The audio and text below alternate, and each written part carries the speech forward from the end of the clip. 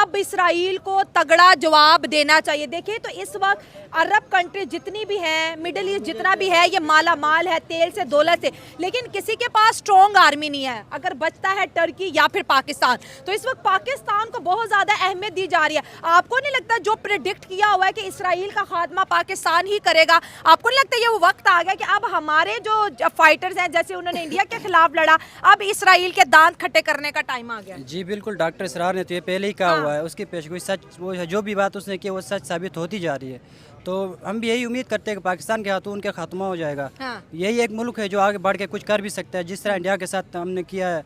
तो ये अभी भी अगर मौका मिले, हमें उम्मत मुस्लिमा का लीडर बना के पाकिस्तान को आगे किया जाए, अभी कर सकते हैं, ये कोई बड़ी बात नहीं है। लेकिन इसके लिए हमारे पास वसाइल कम है।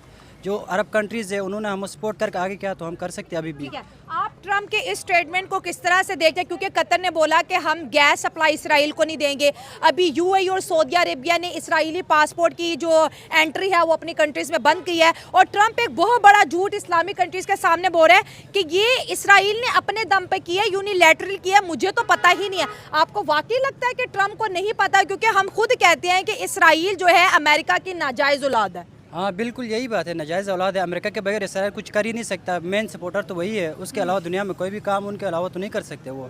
इन दोनों के पहले मशवरा होती है, उसके बाद ये हमला करते हैं, फिर वो दो को आगाह कर दे। चलिए एक बड़ी रियलिटी पूछती हूँ, जब इसराइल किसी इस्लामिक कंट्री पे हमला करता है, हर मुस्लिम बच्चा हो या बच्ची हो, उसका दिल गुस्से से उबलता है, ठीक है, और वो हेल्पलेस है कि यार ये कैसे हो सकता है कि 1 करोड़ का यहूदियों का मुल्क 4 अरब मुसलमानों को थ्रेट करे। लेकिन ये इस बेबसी का आपको क्या लगता है कौन रिस्पॉन्सिबल है?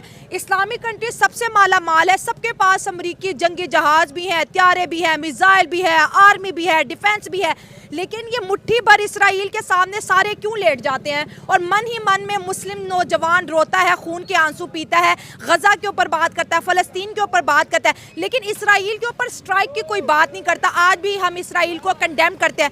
भाई आपको क्या लगता है सिर्फ कंडेम करने से इसराइल रुक जाएगा?